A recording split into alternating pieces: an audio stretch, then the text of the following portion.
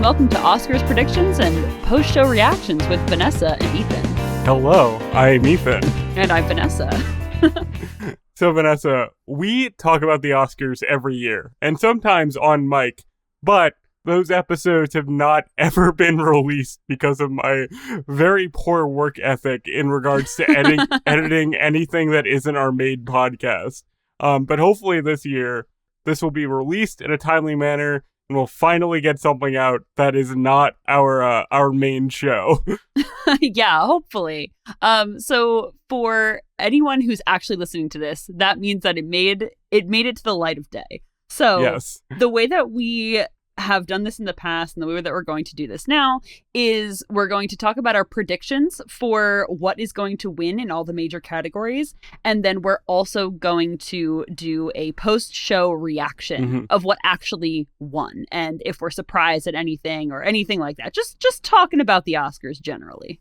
Yeah, and this year is unique because almost all of the major nominations are just also nominated in Best Picture. So I think what we can do is just kind of go down the line of Best Picture nominees and then broadly talk about what we think each one will win, if anything. So neither of us has seen American Fiction, which is like one of two that I think neither of us have seen. So let's start out with Anatomy of a Fall. I know you've seen this, so why don't you tell us a little bit about it and what you think it might win, if anything? I don't want to just entirely skip over American Fiction. I want to like give American Fiction its like proper due. I've unfortunately not heard anything about American Fiction. Like I haven't heard anything about the performance or really anything just about it. So I can't envision that it's going to win. I think it has an interesting story to tell from the synopsis that I've read of it, but I don't believe that American Fiction is going to win for like the major categories. I could see it potentially winning Best Adapted though. Okay. I hear it's very funny. I don't even know if it's like a full-on comedy, but I hear like the jokes that are there are pretty good. Yeah, I think it's like a dark humor type of comedy. But yeah, I would love to be surprised and have it win something major, but I don't unfortunately think so. I really like Jeffrey Wright, so it would be very cool if he won an Oscar, but I feel like the heat just isn't there, you know? I'm willing to be surprised, but I feel like it just hasn't made as big of a splash as the other films nominated in the various categories. Yeah, I totally agree. So that being said, Anatomy of a Fall. Yes. I would have to say this is my favorite movie that I saw of all the Best Picture nominees. That's exciting. It was really, really good. And honestly, I can't imagine it winning Best Picture because I think that this is like kind of a sleeper hit because it's a foreign film. So I don't think that it has like the broader appeal as things like Oppenheimer or Barbie or Killers of the Flower Moon. That being said, I do think that Justine Triet has a really good opportunity to win Best Director. And I also think that Sandra Hüller may win Best Actress for this because she 100% deserves it. She was so good in this movie. Unfortunately, at the time of this recording, I have not seen Anatomy of a Fall, but I really want to because you like it, and I feel like you don't like a lot of the nominees here. So I'm like, I need to see, or you don't love a lot of the nominees here. I apologize for the slander. No, you could say that I wasn't hot on them. So I like need to see the one that like really sticks out. Yeah, I think that I like a very specific type of movie, and it didn't lend well to a lot of the nominees this year. Not to say that like they're all bad or my opinion's the only correct opinion. I do like a very specific type of movie. That being said, also on Anatomy of a Fall, I can kind of see it winning in those two other categories that I mentioned, but I do think that it's strongest contender for Best Original Screenplay. I'll take your word for it, and hopefully by the time we do our Oscar reactions, I'll have actually seen that Anatomy of a Fall so I can have like my proper thoughts on it on mic. Yeah, I would love to hear your take on this movie. Okay. Going from that, let's talk about Barbie now. Barbie! What are your thoughts on Barbie? My other favorite movie from this list, I do think Anatomy of a Fall was the better movie, but I absolutely loved Barbie. I don't think that's going to be a surprise to anybody. Barbie was a lot of fun. I don't think it's winning Best Picture because it's just not the Academy favorite to win Best Picture for sure. Mm-hmm. I do think that it has probably the best chances of winning Best Adapted Screenplay if it was going to win anything at all. I can't envision it winning any of the major awards, unfortunately. I do think it potentially has the opportunity to win Best Song. I think that that's probably like a clincher. And then also, I personally think that America Ferrera's performance in Barbie was probably the best on this list. I haven't seen everybody's, but I do think that America Ferrera did a really good job in Barbie. So I would love to see her win. I just don't think it's going to happen. Yeah. I also really like Barbie. It's so much fun. I like that there's a fun movie on this list. Not that there's no other comedies, but Barbie is so like just wacky and joyful, and it's so like mainstream that I love that it's here. I disagree that adapted screenplay is maybe the only major award it would win, because I think if it has chances for anything, it's adapted screenplay, production design, and definitely best song. Unfortunately, I don't think best song is going to I'm Just Ken, my anthem of the year. It's probably going to the Billie Eilish song, but you know, we'll take what we can get. But that said, it would be crazy if Barbie didn't win production design, because the production design for Barbie World is like incredible. Like that's where that movie really shines. I totally agree. I think that it says a lot about you too, Ethan, that you think that production design is a major category. Well, it is. I mean, I don't think that most people would consider it, but good for you. Okay.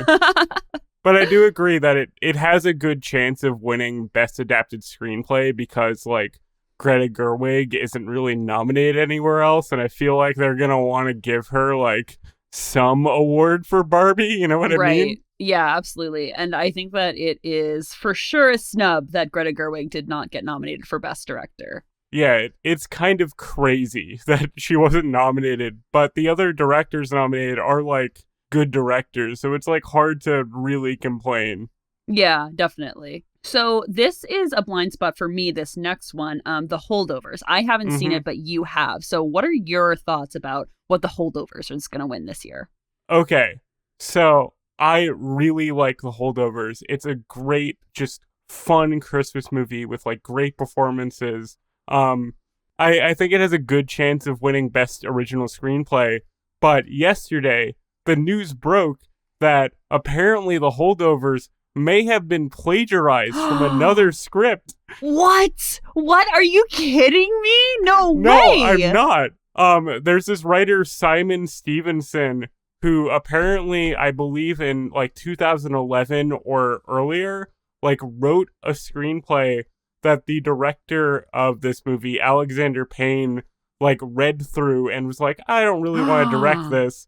And then, like, years later, this movie comes out, and he's like, this kind of has a very similar vibe to the one that I wrote. And I looked into this. I do not think that, like, legitimate plagiarism has happened. The Simon Stevenson movie is about, like, a doctor who has to take care of a 15-year-old patient over, like, a holiday break. Where this movie is about, like, a teacher who takes care of students over a holiday break. Mm-hmm. So it's not like one-to-one. The two are pretty different if you actually read them side by side. So it's not like line-by-line copying. But that said, apparently the WGA, the Writers Guild of America, is like, we've investigated this and we're not going to comment. So, like, I don't know.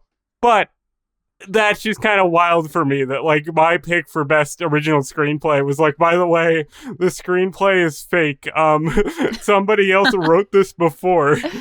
I am quaking in my boots right now because of this breaking news story, and also because of the amount of times that your words could potentially get us sued.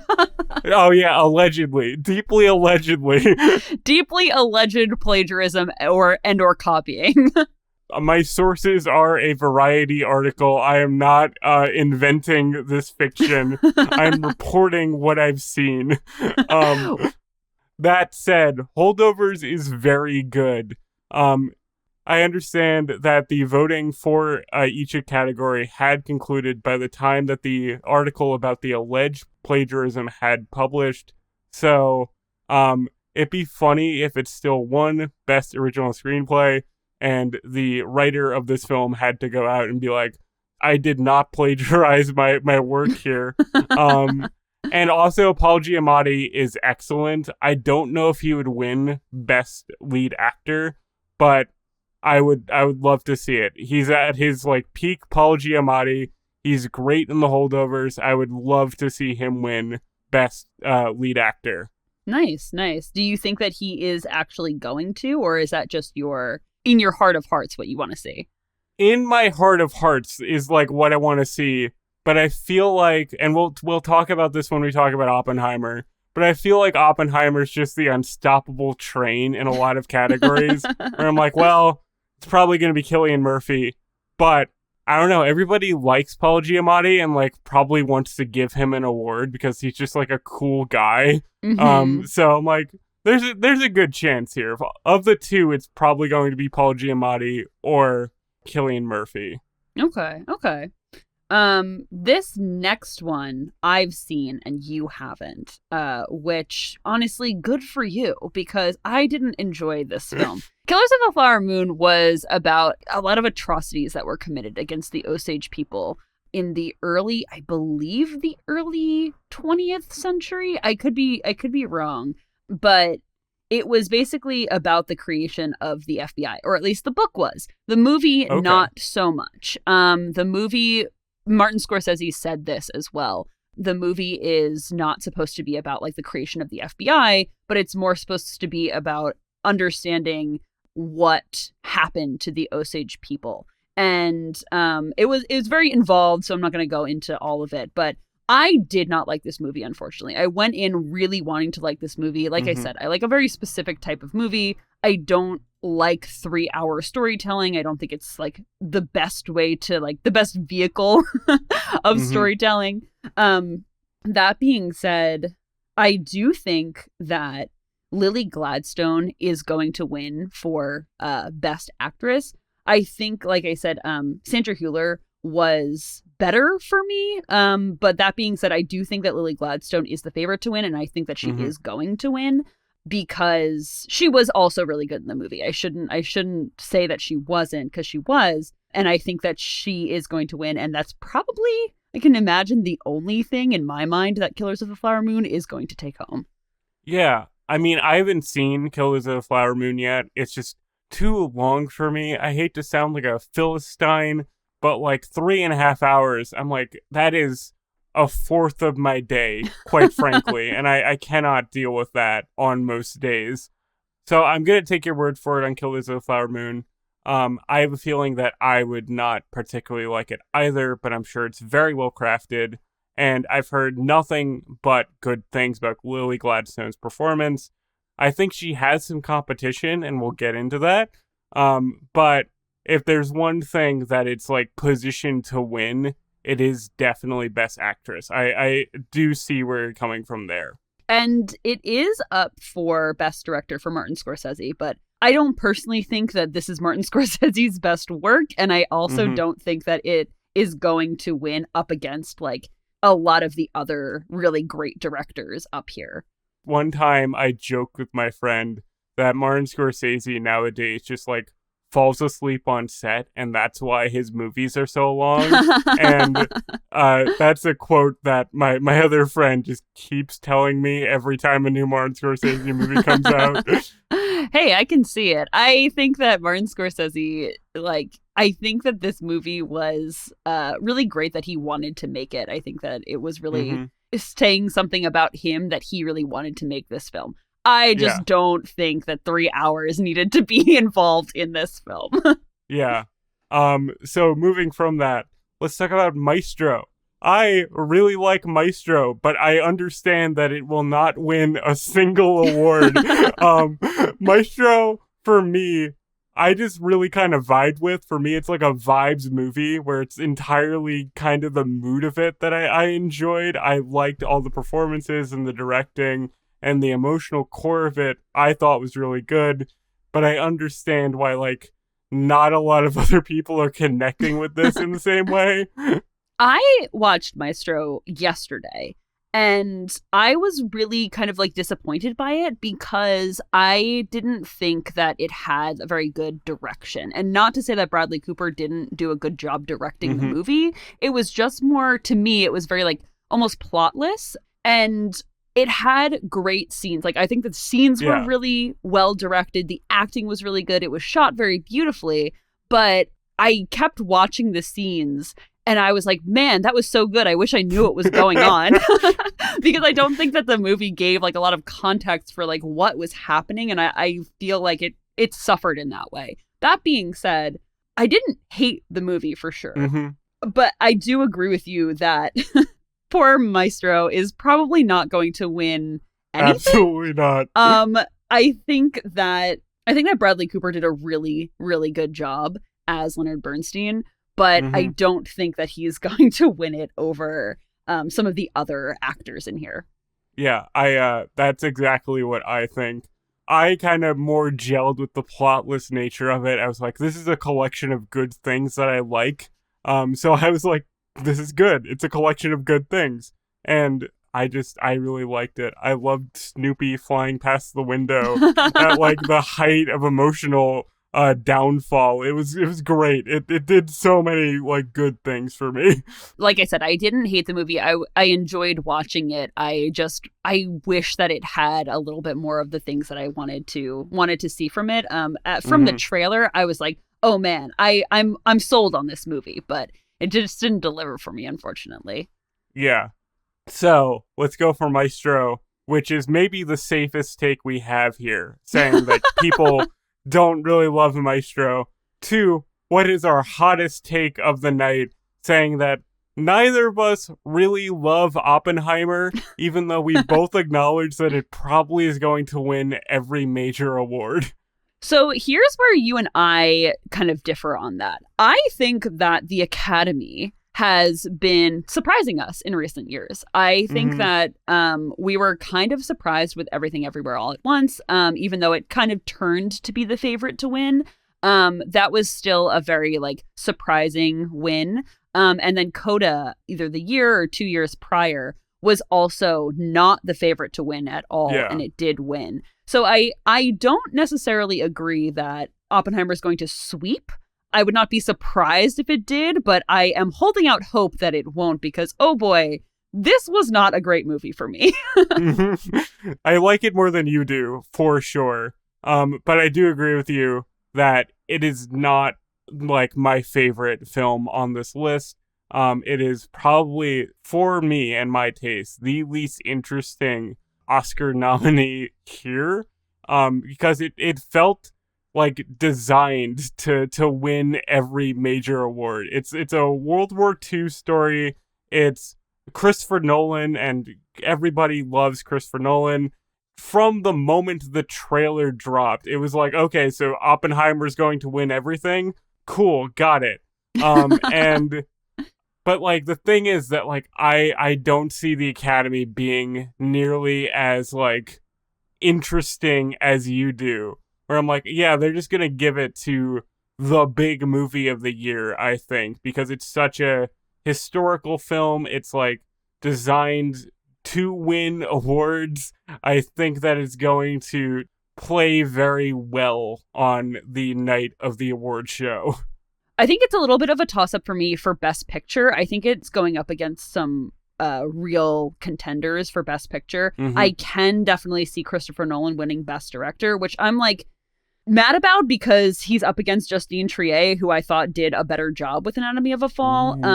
That being said, I do think that Cillian Murphy is going to win Best Actor as well. And Cillian Murphy was probably my favorite part about the movie. Yeah, he's really good, to be clear.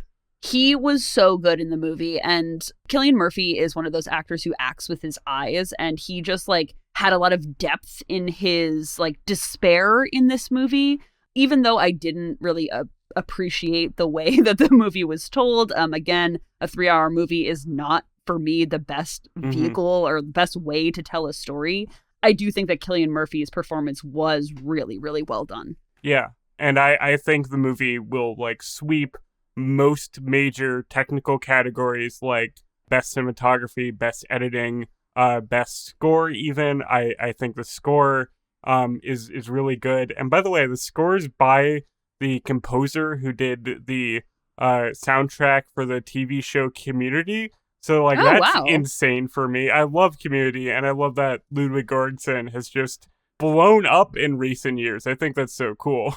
That's really awesome. I didn't know that. But the one thing that I will be like mad about if it wins is best adapted screenplay, because I'm like, it's like a good screenplay, but I feel like there are other more interesting movies on this list that have more interesting writing. Yeah, I totally agree. I think that I would be like kind of upset if it won. Well, I would be upset. I'm not gonna lie. I would be pretty upset if it won over like Barbie or even Poor Things. I thought that should probably win. That being said, I think also Emily Blunt is also up for supporting actress, and I don't believe that she's going to win that. She wasn't given enough to do, She really wasn't. It was very unfortunate. I feel like her talent was squandered. So I would not be surprised if Cillian Murphy won for Best Actor and Christopher Nolan won for Best Director, even if I don't necessarily agree with the Best Director part. But I think that it is still a toss-up with Best Picture. Yeah.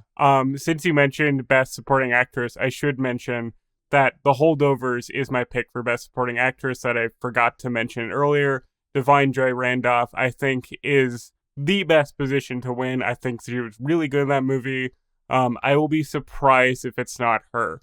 But going from Oppenheimer, I want to discuss Past Lives, which I watched yesterday and absolutely adored. I love this movie. I haven't seen it, so what? I don't even know what it's about, actually.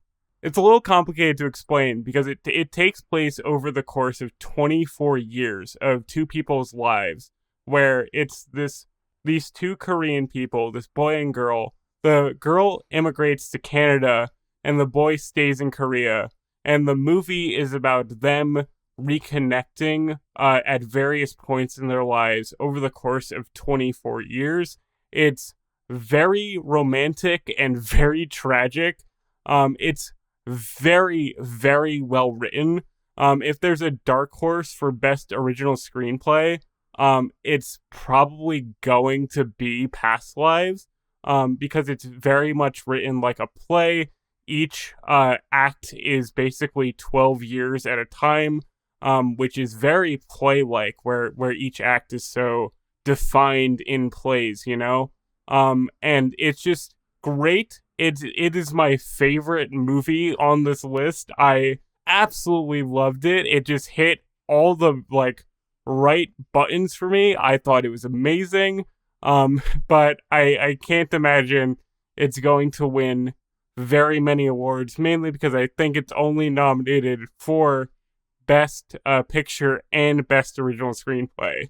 It should be nominated for more because it's really good. I thought all the acting was great, and I feel like it's low-key snubbed this year, honestly. Well, I would really like to see it. That sounds really interesting. It is really good, though. I really liked it. So I don't have much to say about that because, like I said, I haven't watched it, and also it's not nominated for too much. So let's go on to Poor Things, which is a movie that we both saw. So I really liked Poor Things. It was super weird, but I definitely really liked it.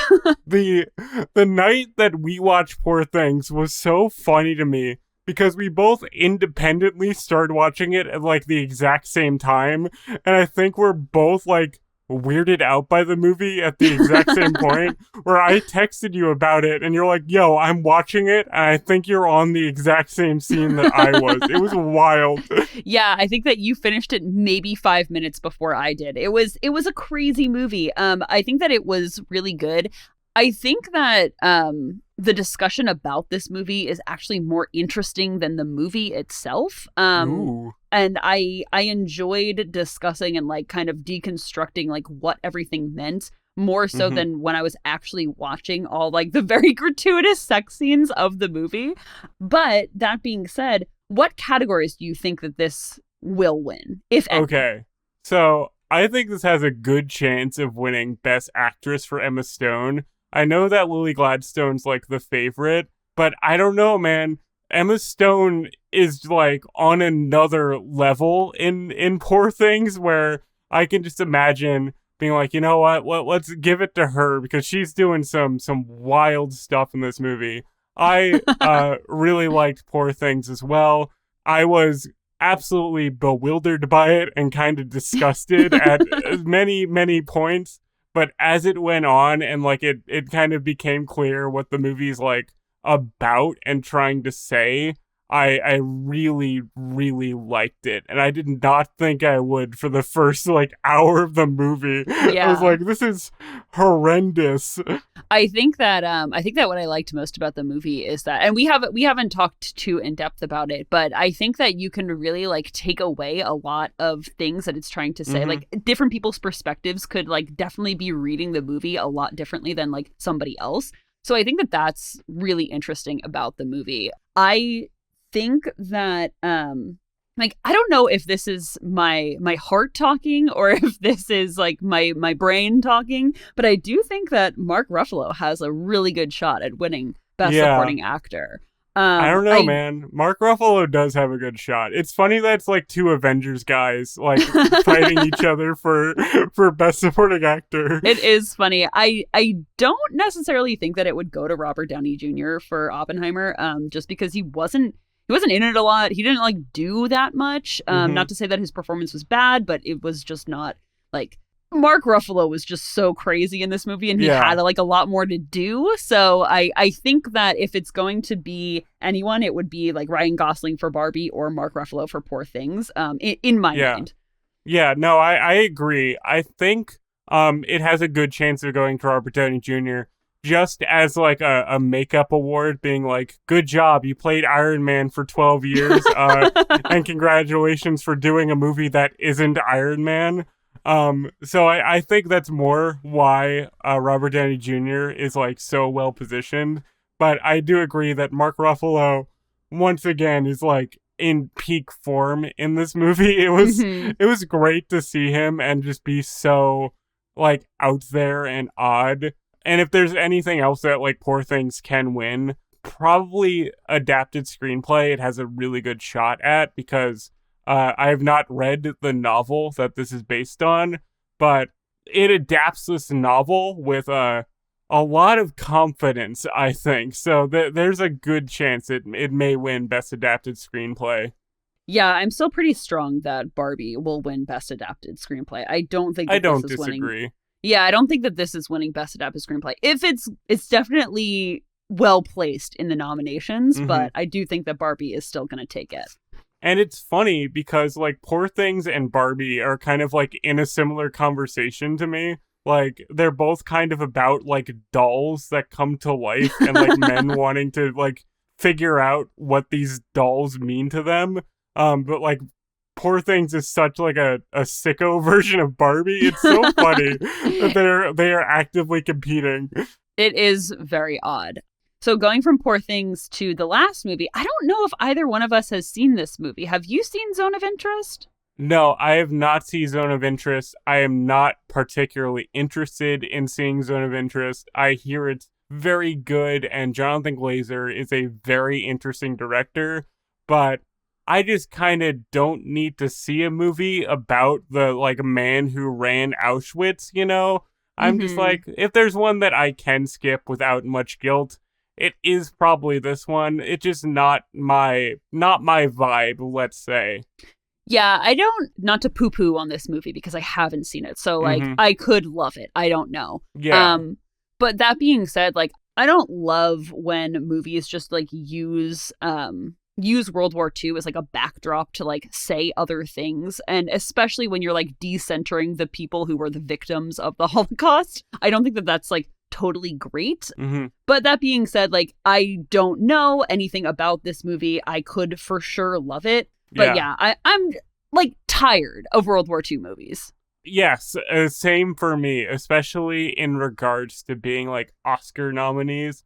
I feel Mm-hmm. like it is just time to move on from our yearly World War II biopic in regards to Best Picture. I feel like we all have said like most of what we need to say about World War II.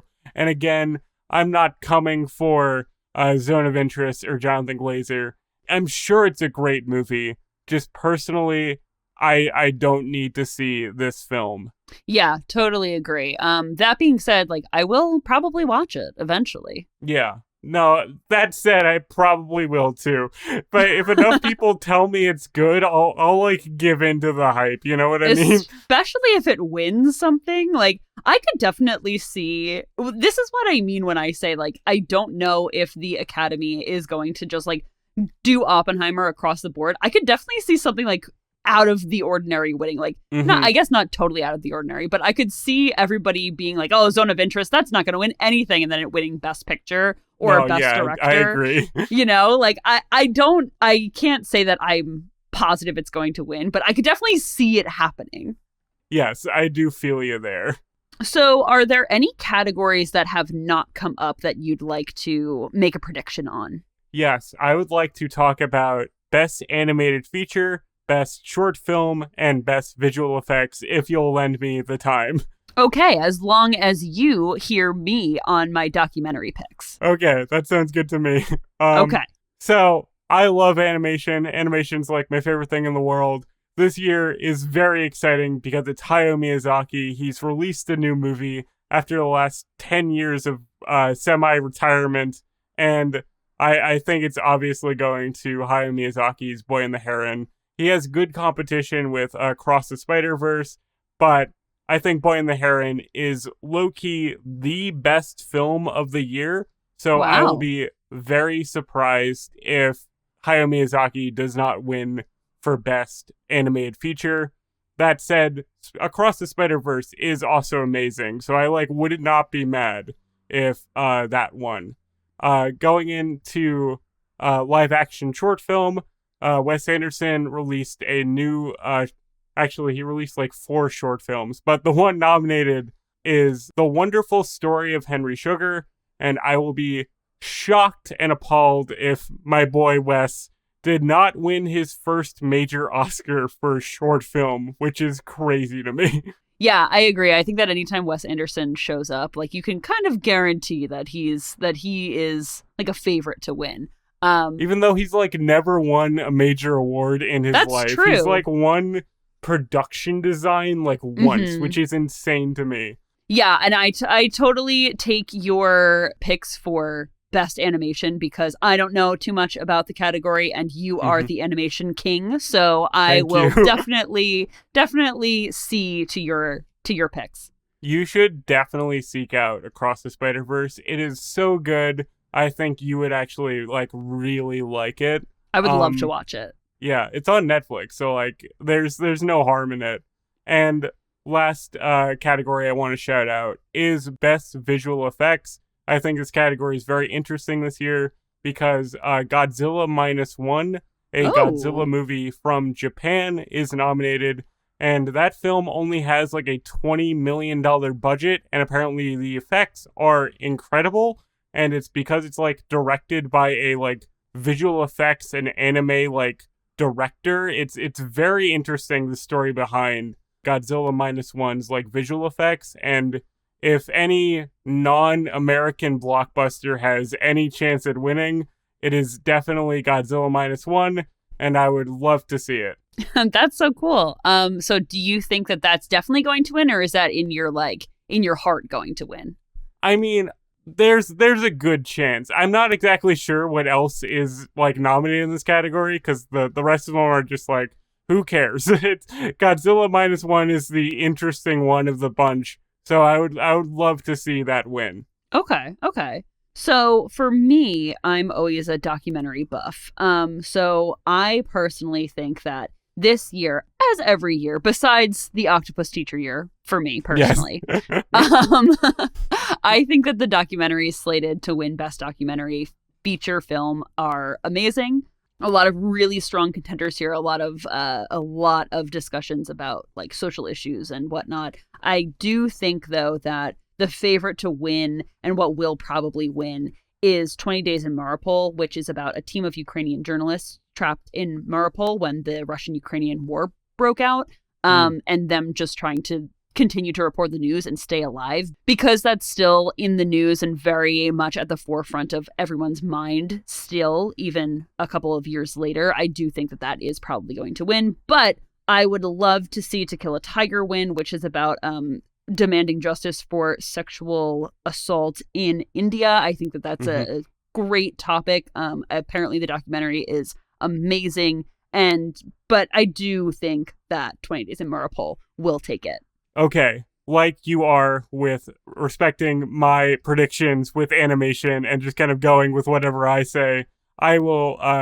vouch for your documentary predictions, because I, once again, am a bit of a Philistine and have not seen any documentaries this year. I understand. I get it. I truly get it. I am so open to being wrong, though, because although every pick is really good this year, I was convinced that Crip Camp was going to get it, and then my octopus teacher got it. So right. I could be for sure wrong. Like with my documentary picks, I am so open to being wrong, and I am excited to see how wrong I am when we come back and do our post-show post-mortem. Yes, I'm very excited to be proven wrong about everything. It'd be incredible if, like, Oppenheimer didn't win a single award. Not that I think that's going to happen, but that would be a shocking evening of television. It would be nutty. So I'm looking forward to being wrong, and I'm looking forward to talking about the post-show with you.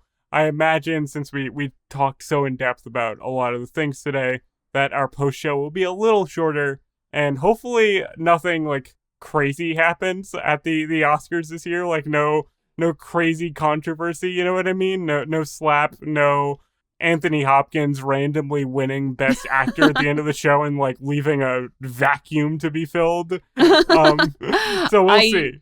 I do want to ask you, because this is such a hotly debated topic, do you like Jimmy Kimmel as the host? See, I have like no opinion on Jimmy Kimmel as the host, because he's been host for like the last like 5 years, and if he's not host, there's just no host.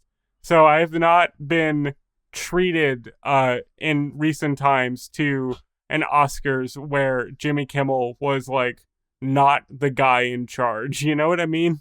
Yeah, I feel you. I think that the 1 year right after COVID when they did no host, I think that was the year that Anthony Hopkins like surprisingly won. I thought that was the best one, and it had no host. I am a big fan of, like, no host. I don't mind Jimmy Kimmel. That's not to say that, like, Jimmy Kimmel's a bad host. I just think that it's more fun when there's no host. Yeah, I think it is more interesting, because you're always on, like, the edge of your seat, being like, okay, is anything going to go wrong? Is there going to be, like, a big vacuum here that, like, no one can taper over? That said, I do hope we get a more interesting host sometime in the future. Like, if it was like John Mulaney or somebody, I think would do a great job hosting the Oscars and like bring a lot of energy that like the show doesn't really have at the moment. Yeah. But once again, no hate to Jimmy Kimmel. He's like my neutral. He's just like the old familiar at this point. Yeah, totally agree.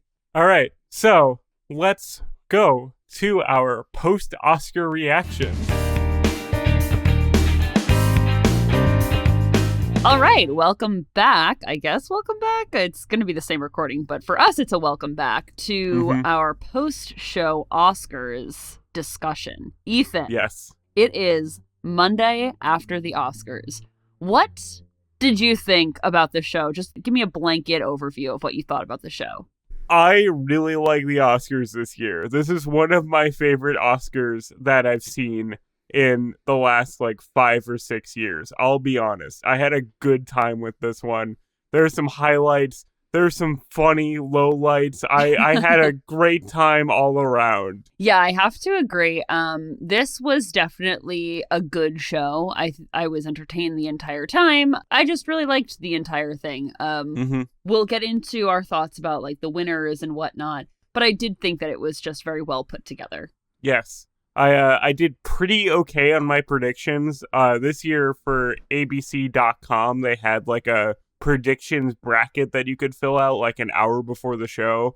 And I was like 14-9 for wins to losses. So I was like doing pretty good. My one stumbling block was that I did not imagine that Poor Things would win so many technical awards.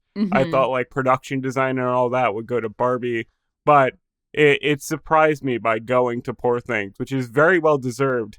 I just didn't think that the Oscars would want to celebrate a movie with like Poor Things so much as they did. You know, it's a little out there. So I thought like Barbie and whatnot was like the safer choice. See, like, I definitely think that it makes a little bit more sense that they gave it to Poor Things because Poor Things was so out there, you know? I think that the Academy really awards those, like, weird aspects of movies. Sometimes. And I think that they were just never going to give it to Barbie. Now I'm convinced more than ever because Barbie got so snubbed. It was so unfortunate. Yeah, in retrospect, the Academy maybe did not want to celebrate Barbie in the way the American public wanted to celebrate Barbie. But that said, Poor Things for production design and costume design and the various technical awards it won absolutely deserved because it is such a created world. Like, it's so its own universe, and it was great to see on screen. Yeah, like Barbie was really cool to see on screen. It was a lot of fun. I think that the production design and the costumes in Poor Things was just really unique. So I think that that's why it probably got it over Barbie. So I think that Poor Things was a well-deserved winner of all the technical awards. And I think that the major upset of the night really was that Emma Stone won the Best Actress award. Not to say like upset, like I was upset, but it was just not expected that she was going to win this award, I don't think. The second that I saw Poor Things, I was like, okay, Emma Stone's actually going to win this. Because she's so fully formed as that character. Like, she commits so hard in a big way, and not like in an Oscar-y way. Like, she was just doing the work, you know? I don't think that there was like a lot of like Oscar bait moments in Poor Things. It was just a fully formed character that Emma Stone embodied. So I was like predicting Emma Stone, but I know the favorite was Lily Gladstone. And I imagine that there are a lot of people quite upset that she won, and maybe deservedly. But I think Emma Stone, for her performance, definitely deserved the award that she got.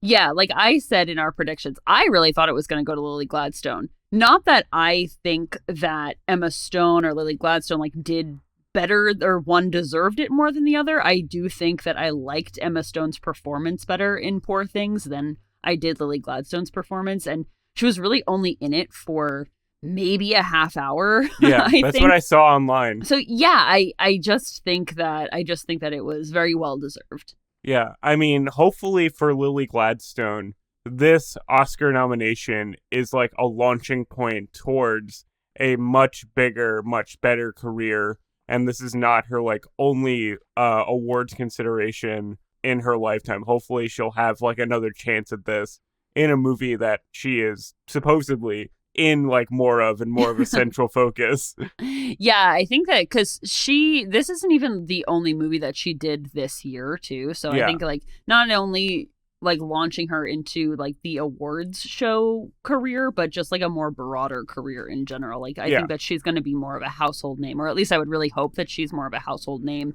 in bigger movies like this. Yeah. So going from Best Actress, I wanted to discuss the Best Supporting Actress award, which you actually called. And I did. Shocked at this. This must have been like a blind spot for me because apparently Divine Joy Randolph was the favorite to win. And I just had no idea. Yeah, I loved Divine Joy Randolph winning this. Her speech was excellent, I thought. It was very much like what I come to award shows for, you know? It was very that like validating of identity thing. And I don't know if she was the like favorite to win, but of all the like best actress nominees, I feel like she was the one given the most to do. Like she was a pretty fleshed out character in comparison to like Oppenheimer, or I don't honestly know what else was nominated at this moment, but I feel like she like grounds that movie in a big way because it was like a very goofy movie, and she like brought it to like a very real place and like actually supported the other characters is what you're supposed to do as a supporting actress. You know what I mean? Yeah, I think that honestly, her speech and just seeing how emotional she was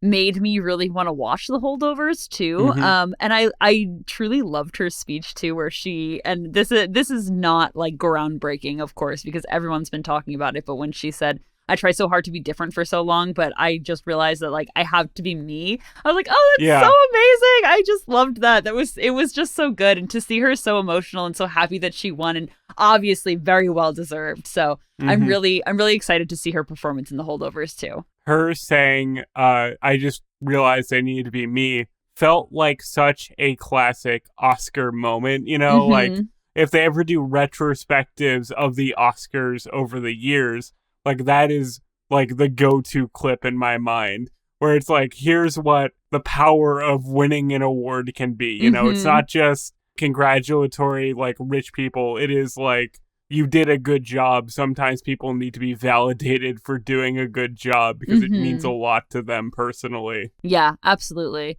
So, like I said, cannot wait to watch her performance. Yeah, she's really good. I think you'll like The Holdovers more than I originally thought. Okay. I'm excited. I want to talk a little bit about Best Supporting Actor because this went to Robert Downey Jr. And I love Robert Downey Jr. He's like the man. But for me, this was just such the like, congratulations, you did Iron Man for 12 years. Here's an award. Like, I feel like a lot of his performance in Oppenheimer was like done by the makeup. Like half the job was done by the very good makeup to make him look so distinct, where like feel like if he was just like looking like Robert Downey Jr., he would not be in the same like awards contention. You know what I mean? Yeah, definitely. I think that you had mentioned this to me when we were watching the Oscars, that this felt very much like a legacy award.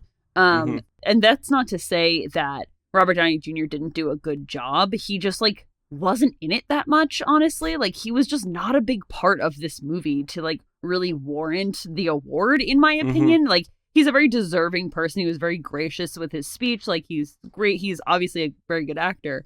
I think that the fan favorite would have been Ryan Gosling, and I really thought that like if Barbie was going to win anything, it would have been Best Supporting Actor for Ryan Gosling. But that being said, you know, how can you be mad at Robert Downey Jr. winning, honestly? Like, he's such a cool guy. Like, I'm not mad. I'm just saying when they performed I'm Just Ken at the Oscars, I was like, clearly Ryan Gosling deserves the award here. Like, I kind of wanted Robert Downey Jr. to literally just hand Ryan Gosling the Oscar for his performance at the Oscars. Yeah, honestly, it was very good. I think that to the broader population who has seen Barbie, I think that that's like a pretty, if it was audience chosen, it would have absolutely been Ryan Gosling. The Teen Choice Awards, baby. Yeah, absolutely. Whatever's voted on by the public. One that we both assumed that we both got right was that Cillian Murphy would win Best Actor for Oppenheimer. I think, like we said, that was very much well-deserved. Nobody thought that anybody else was going to win it, I don't think. See, I convinced myself that Paul Giamatti would actually win this award because I was like, everybody likes Paul Giamatti. The voting body is just like, hey, Paul Giamatti's a cool guy. Let's give him an award. And I psyched myself out. I was like, Oppenheimer's not going to win every major award. And then it won every major award. I was like, well, it didn't win every major award. It won like It won. Oh, yeah, I guess it did win, like, It basically won every most major of them. award. I was surprised that it didn't win, like, for writing, because I thought that it was going to be, like, a full sweep. I would have Hmm. been really disappointed if it won for writing, because I think that American Fiction winning for Best Adapted was really great. I loved Cord Jefferson's speech in this too, because I felt like it was like low-key taking shots at Oppenheimer. Not like actually, but it was kind of embodying everything that I've been saying about Oppenheimer for so long, because I think that movies like his don't get, like, the chance isn't taken on movies like that. And I thought that Yeah. his speech was just like really, really powerful and really good. No, I quite liked this speech. It sold me on watching American Fiction in a way that like nothing else has. I was like, I really should check out this movie. It seemed like very funny and like very interesting and well made. But yeah, I agree that American Fiction winning Best Adapted Screenplay surprised me. I was not expecting this, but I'm happy it did. I think that it was kind of the long shot to win any of the other awards, just because I really hadn't Hmm. heard any buzz about it. Yeah. But I agree. Like, I wanted to watch it to begin with, but after Cord Jefferson's speech, I was very motivated to watch it. And then Hmm. also it reminded me of Frances McDormand's speech one year at the Oscars too, of just like standing up and saying like, hey, we like, people who aren't the typical like Oscar darlings also have projects that they want funded too, and you can't make good projects if you don't have funding, so please fund us. I just loved it. It was just so good. Hmm. So yeah, I am really excited to watch American Fiction now. And with writing, another thing that surprised me was Anatomy of a Fall winning. I was not like expecting that to win Best Original Screenplay, and it did. And now I also have to check out that movie because you love that movie, and it's won Best Original Screenplay. So I'm like, all right, I need to know what this is because I honestly don't know what it really is about. See, I had a feeling it was going to win Best Original Screenplay, because I think that it was not going to win Best Director for Justine Hmm. Triet over Christopher Nolan. Like, I knew that going in. It was certainly not going to win Best Picture, even though I think it was very much well-deserved. But I had a feeling that it was going to be given accolades for writing. I felt the same way last year, too, with the film Women Talking. I Right, was like, right. that is not going to win Best Director. That's not going to win Best Picture. But like, it for sure is going to win Best Writing if it's going to win anything, because it was just Yeah. very well done. So I think that I was not shocked, but I am very much a fan of that movie. So I do say, if you haven't seen it, definitely go watch it. Yeah. Very, very happy for you to have one like good win in your corner. Um and also while we're going through like our favorite like speeches, I have to shout out the Godzilla -1 team. That was just a delight. That team won and they're like from Japan, and the director of the movie, who's also like a visual effects supervisor on the movie, gave this speech, and it was like a little challenging because he did not speak English at all, but he was trying, and everyone on the team like had these Godzilla toys with them Yes, and yeah. had like on the heels of their shoes like Godzilla's like foot. It was Oh, it was really? delightful. Yeah, you can find it on like red carpet photos. It's incredible, and I'm so happy for them. That's so cute. Yeah, I was really glad when that one, because I was like, oh, that's Ethan's pick. I remember this Hmm. one. So that's really cool. I also thought it was great that Wes Anderson won. And he And then wasn't even there. and he wasn't even there, his first Oscar, and the man wasn't even there. I wonder where he was. Probably shooting pictures for his very beautiful Instagram feed. I don't know if he has an Instagram feed, but his He does. private. Oh, does he? Wow. Yeah. I'm gonna have to find that myself and follow him because I actually don't follow him. That's incredible. But yes, Wes Anderson winning for best short film, I think is very funny because it's like Wes Anderson's been putting in the good work for 20 years and has not been like properly awarded for it, and he makes a Mhm. short film, and it's like, all right, fine, buddy, you get an Oscar, and him not showing up is like true king Like, I love that for him, that he's just not bothered to show up for the pity award because he's just flexing on that category.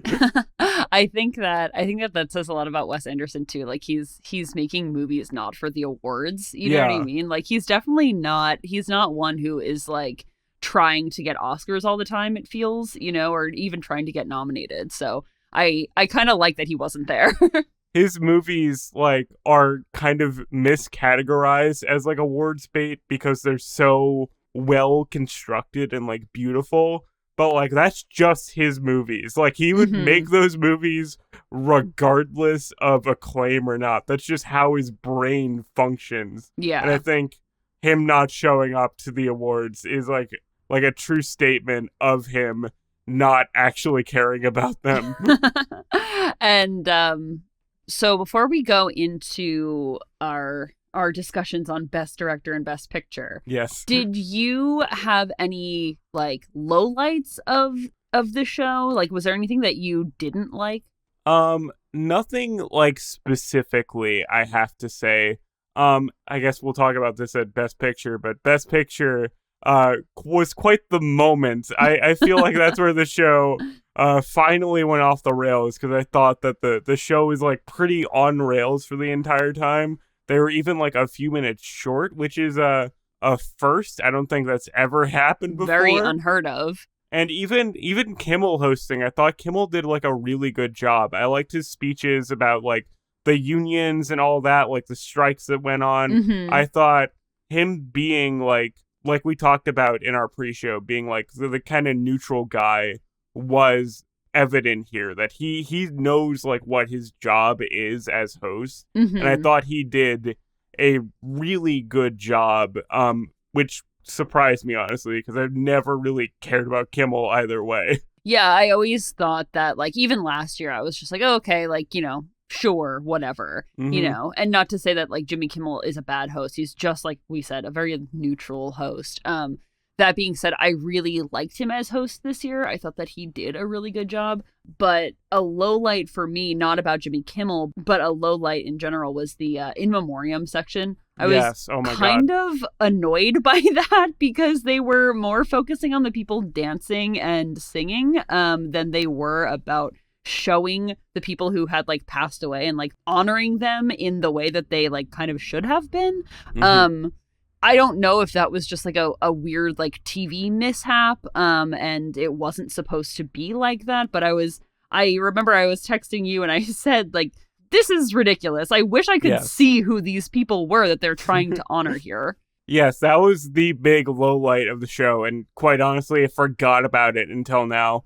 But the In Memoriam segment, I feel, is always a little strange. I feel like they're always just worried that people will get bored during the segment and like switch off. I don't know. So doing like these elaborate choreographed opera singing scenes is just like a way to keep your attention. I'm like, I don't need my attention kept for 4 minutes. I can like respect the people who passed away. It's fine. You don't need to do everything in your power to entertain me.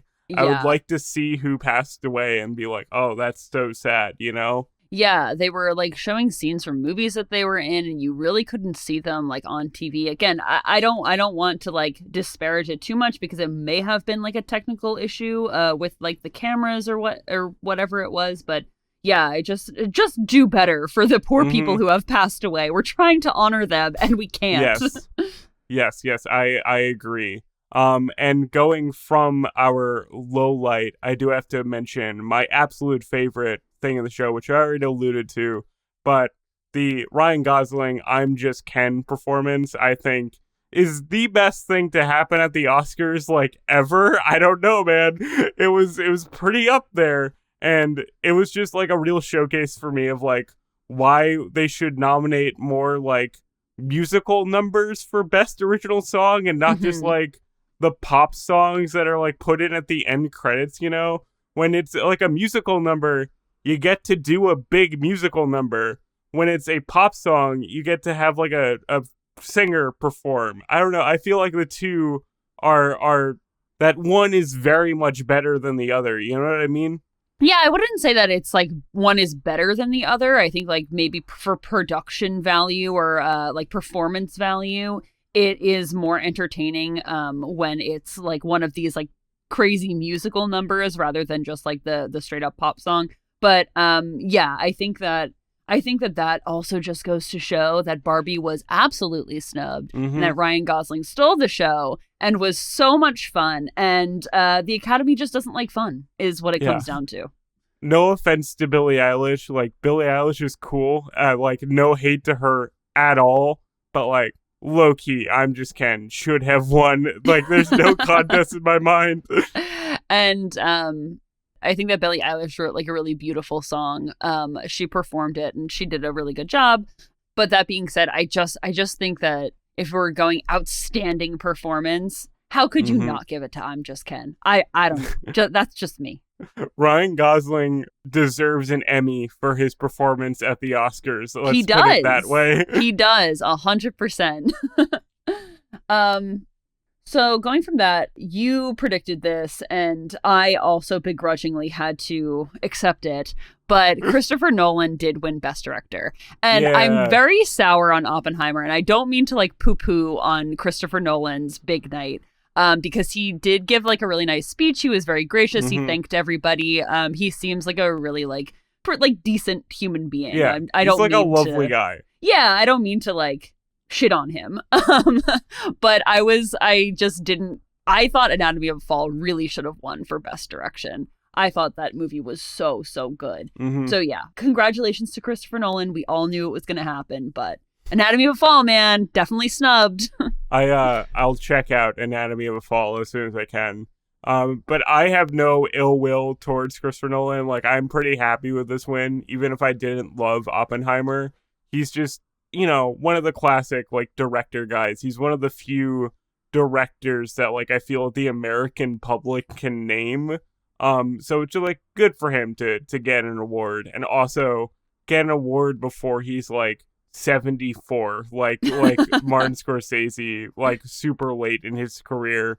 And like you said, Christopher Nolan does seem like a very nice man. He's very family focused. All his movies are produced with his wife, and he's very like focused on his children. So I'm like, it's hard to get mad at this award, even though I do kind of agree with you that like it's not even Christopher Nolan's like best work in my opinion. I feel like this is just like a moment of convergence where Christopher Nolan's like style met material in terms of like awards. You know, it was a World War II thing. It was a biopic. They're going to want to award that more than like his cool, weird sci-fi stuff that he does. Yeah, I agree. I think that because this was his first win, and he's been nominated a bunch of times, but he has never won. I think that just like kind of goes to show what what the Academy like likes in a director. Like they like the like off base, like kind of like strange 3-hour movie type that Christopher Nolan does, but like they like it in a more prescribed way of like World War II biopic, that kind of stuff. So it makes sense that he won. I just don't agree with the choice. That being said, also, I wanted to talk a little bit about Martin Scorsese because I find his consistent snubs at the Oscars very interesting because early in his career, he was like an Oscar darling. He was nominated a bunch of times. A lot of the actors and actresses who worked in his films were nominated for films that he did. And in the last couple of years when he's been at the Oscars, his movies have been completely overlooked. Like, I don't even think Killers of the Flower Moon won any technical awards either. It won nothing. Yeah. It was crazy, honestly. And neither did The Irishman when it was nominated in, I think, 2019. It's just insane to me that, like, he's there and it doesn't win anything. They've always been a little weird with Martin Scorsese. Like you said, he is like an Oscar guy. Like everybody knows Scorsese. Everybody loves Scorsese. But he's only won Best Director like once for The Departed, which is a remake of a Japanese crime thriller. So it's not even like a Martin Scorsese original, you know? It's not a story that he created. So I don't know. I feel like they don't have a weird grudge against him. I think they're just like, Scorsese's the default, so we can't vote Scorsese. I don't know. It's so strange to me. And like, he's like 80 something years old. Who knows how many movies he's got left in him. And I have not seen Killers of the Flower Moon, but you've seen it and you weren't a big fan. But also it is kind of strange that like all Scorsese's big movies in the last couple years have not really won anything. Yeah, it's pretty crazy. It's honestly kind of insane to me. Oh, one thing that we didn't note also was the presentations for all of these awards were actually really cool. Like for Best Actor, Actress, Supporting, they had the previous year's winners introduce the nominees and present the awards. So I thought that was really cool, really interesting. I don't think that they did that in years prior. And then also for Best Director, Steven Spielberg gave the award, and I thought that was really cool. No, it was really cool. I love the presentation of all the acting awards, having everybody like congratulate the various nominees and be like, you're my friend and you did a great job in this movie. I thought like that was so much more interesting than any like clip show could provide, you know? I was really like captivated by that, like having like Forrest Whitaker like be like, you did a great job is so much more interesting than like the clip of a man like screaming as the usual Oscar clip is. Yeah, I think that it was really interesting, and it just makes sense to have the previous winners introduce and give the award. I really liked it, and then you get to also see and honor previous winners too. Like I didn't know that Tim Robbins won. I didn't know either. Yeah, and he also, I was looking him up, and he also won for Best Director also. Oh, really? Year. That's crazy. Yeah, isn't that insane? I had no idea. So I think that was really cool that we got to kind of like remember the people in years past who have won, and then kind of like learn more about them. So fun. I liked it a lot. I loved Nick Cage's congratulatory speech to Paul Giamatti, where he's like, Paul Giamatti wore this like contact lens that gave him a lazy eye. That's commitment. Would I have done that? Yes, I would. But Paul Giamatti did a great job. I was like, Nick Cage is truly the king of funny actors in my mind. Yeah, it was really good. I also didn't know that Nick Cage won for Best Actor ever. Yeah. Like, what was he even in that he won? So that was a lot of fun to just see everybody and kind of learn about the previous awards. This is just for you, maybe, but he won for a movie called Leaving Las Vegas, which I have not seen, but apparently that is, like, emotionally devastating. Like, say what you want about Nick Cage being, like, a goofy goober, but, like, he apparently deserves that award. So, finally, let's talk about the biggest moment of the night and kind of the moment where things low-key collapsed. It was not a massive disaster, but something funny happened with the Best Picture awarding. Do you want to talk about this? Because this is so up your alley. Absolutely, I want to talk about this because Al Pacino is my favorite and least favorite actor at the same time. You love him, but he's your mortal enemy. Absolutely. I am currently watching every single Al Pacino movie, all of his backlist from beginning to end. And I am nowhere near done. But that being said, I am an expert on Al Pacino now. So having him present this award had me freaking out. And he presented it in the most Al Pacino way that you could possibly get an award presented. He was there because he was being honored as a presenter for the 50th anniversary of The Godfather Part 2 coming out. And this man, who is a dad, and they joked about that. At 80-something years old, a brand new dad. He's a new father. That's funny. He came out, and he was obviously supposed to read the nominees, like in their entirety. Like, you know, the big buildup. This is Best Picture. This is what it is.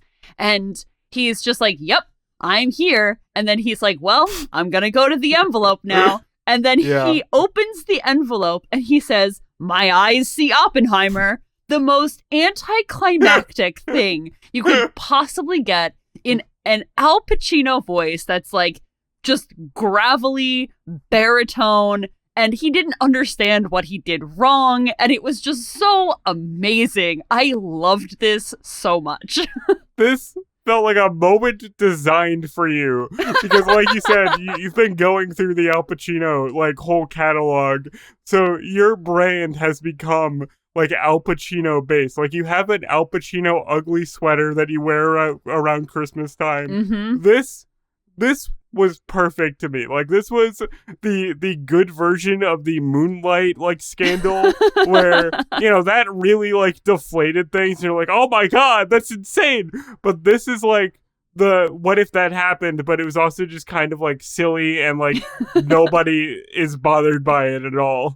It was so great because everyone, you could see everybody was very skeptical. Everyone was like, wait, what just happened? Like, is Oppenheimer the best picture this year? And everyone was like kind of clapping because they were very confused because he delivered it in the most Al Pacino way possible. And it was so good. Al Pacino does not care at all. He's like, No. I gotta go home. I'm 80-something years old. I have a baby at home. Let's just get this over with, man. I'm done. Oh boy, it was really something else. And then also, like, I of course was a little bit disappointed that Oppenheimer won Best Picture, but the Al Pacino of it all really just like softened that blow for me because, like we said, I was very skeptical that Oppenheimer was going to win Best Picture. I was not going to believe it until the words came out of Al Pacino's mouth. Because and even then, it's a little like, was he right? That's true. I was very much expecting kind of like a toss-up. Like I could have seen something like out of the blue kind of winning. Am I surprised that it was Oppenheimer? No. But also, I was holding out a little bit of hope. I know that you were probably in a Al Pacino daze, so you weren't quite paying attention to the like speeches and everything. But I quite liked Emma Thomas's speech, which she gets to give because she's like the lead producer on the movie. And I quite liked her speech, and I liked hearing her talk. I've never heard her like speak before. It's always like the Chris Nolan show. So having her centered at like the forefront of the biggest award, I was like, this is lovely. I like hearing her talk. She's a very interesting person, it seems like. I want to look more into her background. So that, on top of the Al Pacino of it all, made it quite the conclusion to what I thought was a very good award show. And the funny part about it was that you had mentioned that they were actually under a couple of minutes. And it was literally because Al Pacino messed up. Like, they had to, like, fill 8 whole minutes of the show. Which is still. Incredible. That's usually, like, the opposite problem. They're usually, like, rushing everybody off the stage at the end of the Best Picture award because they have to shoot into, like, the next program. But that being said, I actually, like, kind of loved that everyone was able to like take their time. Like I think 2 people spoke for Oppenheimer, which I honestly think that's great because then they get to like really like take their moment and like have their moment. So I guess if Al Pacino was gonna mess up, this was like the best way that he could have messed up.